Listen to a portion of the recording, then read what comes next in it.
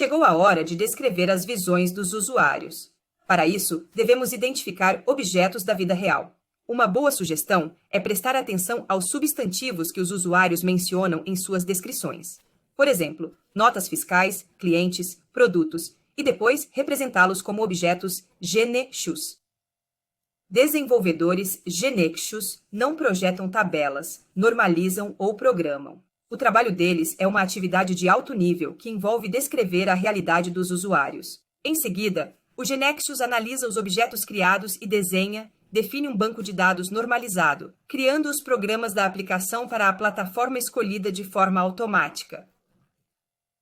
Suponhamos que a farmácia que solicita a aplicação precise registrar todos os produtos que tem à venda, guardando para cada um deles seu código identificador, nome, preço de venda e estoque disponível.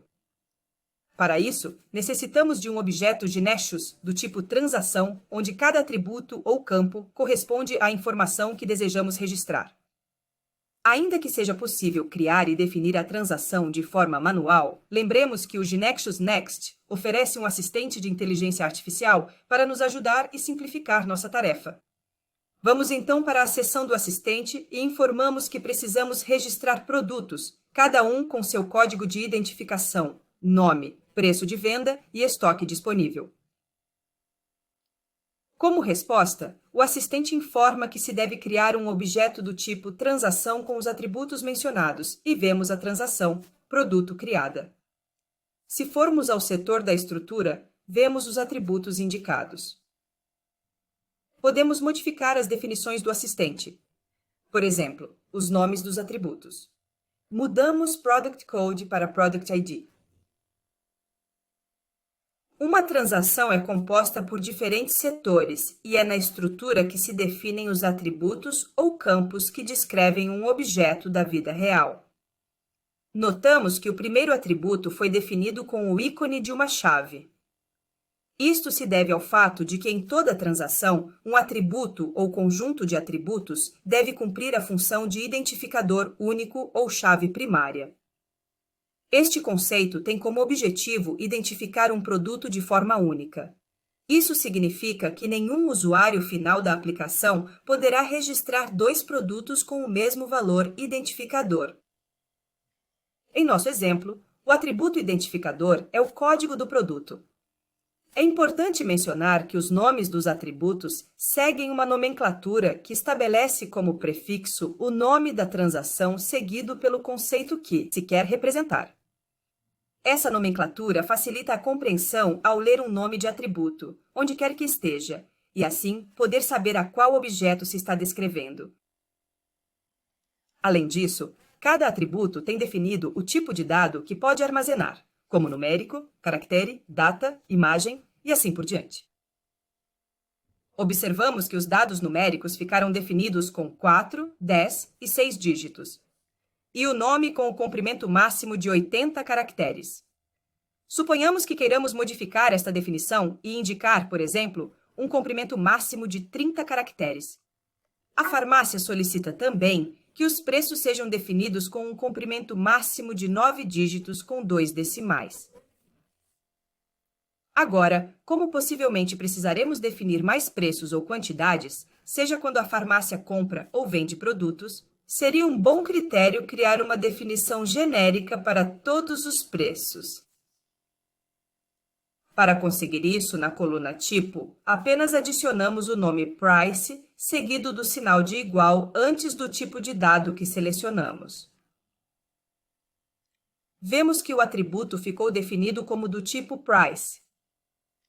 Esta definição do tipo de dado Price com 9 dígitos e 2 decimais é chamada de domínio. Os domínios são definições genéricas que têm como vantagem que, se em algum momento for necessário modificar a definição dos preços, essa alteração é feita no nível do domínio e todos os atributos baseados nesse domínio ficarão atualizados. Para ver todos os domínios criados na base de conhecimento, vamos em Visualizar. Domínios. Como podemos ver, o GeneXus Next criou vários domínios automaticamente. Ao selecionar qualquer um deles, A janela de propriedades é atualizada mostrando as propriedades que se aplicam a esse domínio. A partir daqui, não só podemos modificar o tipo de dado, mas também muitas outras propriedades importantes. Esta janela de propriedades será atualizada cada vez que selecionarmos outro domínio, objeto, atributo, controle, etc., com as propriedades correspondentes disponíveis para sua configuração em cada caso. Bem, voltemos à transação. Com base na definição da estrutura de uma transação, o Genesis Next desenha automaticamente sua interface web ou web layout.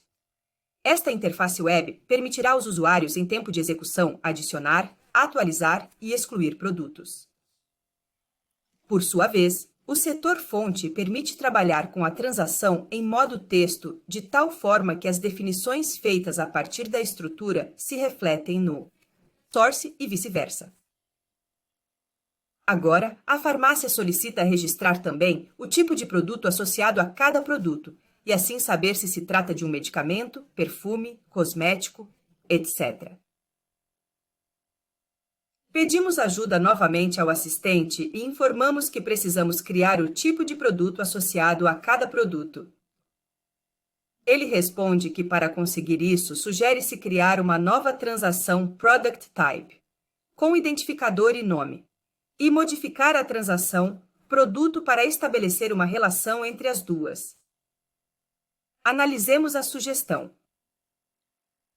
É correto criar uma nova transação para registrar os tipos de produtos? Por que não é conveniente simplesmente adicionar um novo atributo Product Type à estrutura da transação produto? Porque se os usuários quisessem adicionar dois produtos do mesmo tipo, teriam que inserir o mesmo tipo duas vezes, tomando muito cuidado para inseri-lo exatamente igual. Mais adiante, pode ser necessário que busquem todos os produtos do mesmo tipo, o que requer que todos os tipos estejam escritos de forma idêntica. Parece mais razoável que se insiram os tipos de produto apenas uma vez, em um único local, e então se atribua a cada produto o tipo de produto que lhe é correspondente. A sugestão do nosso assistente está correta, então nós lhe dizemos que sim, que ele proceda com a sugestão.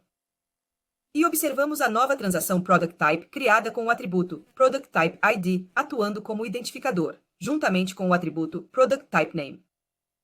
Observemos a propriedade AutoNumber do atributo identificador. Ela possui o valor True como valor padrão.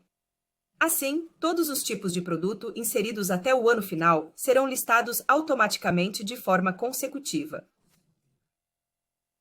Conforme já mencionamos, cada transação possui sua interface web gerada automaticamente pelo Genesis Next, conforme a sua estrutura. Aqui vemos a interface de Product Type. Vamos analisar agora o relacionamento definido entre Product e Product Type. Se prestarmos atenção à resposta do assistente, ele nos informa que adicionou em Product uma referência para Product Type por meio do atributo Product Type ID. Prestem atenção a estes atributos. Product Type ID é a chave primária em Product Type. Assim, quando uma chave primária é incluída em outra transação, o Genexus entende que o atributo ali tem o papel de chave estrangeira. A inclusão do atributo primário de uma transação em outra transação possibilita o relacionamento entre ambas as transações. O Genexus estabelece relações através dos nomes dos atributos. Dessa forma, se ele encontrar atributos com a mesma nomenclatura em transações distintas, ele assume que se referem ao mesmo conceito. O que ocorre em relação ao atributo Product Type Name? Ele também está presente nas duas transações, contudo, não está assinalado como identificador em nenhuma das transações que foram definidas. Portanto, o Genexus entenderá que se trata de um atributo secundário. Então, Product Type Name será incluído na tabela física Product Type, mas não na tabela física Product. É fundamental ter clareza de que não é o mesmo falar sobre transação e falar sobre tabela física. A transação é o objeto do Genexus que criamos na base de conhecimento para que possamos representar um objeto da realidade. Ao levar em conta a sua estrutura e as outras estruturas das transações já definidas na base de conhecimento, o GeneXius determina as tabelas físicas que deve criar no banco de dados, juntamente com seus atributos correspondentes. Quando o usuário final executar a transação Product, ele deverá inserir para o atributo Product Type ID um valor que já exista na tabela dos tipos de produtos, já que Product Type ID é chave estrangeira na transação Product.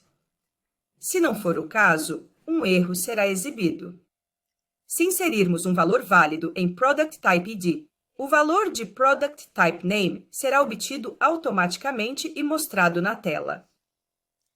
No próximo vídeo, executaremos a aplicação pela primeira vez.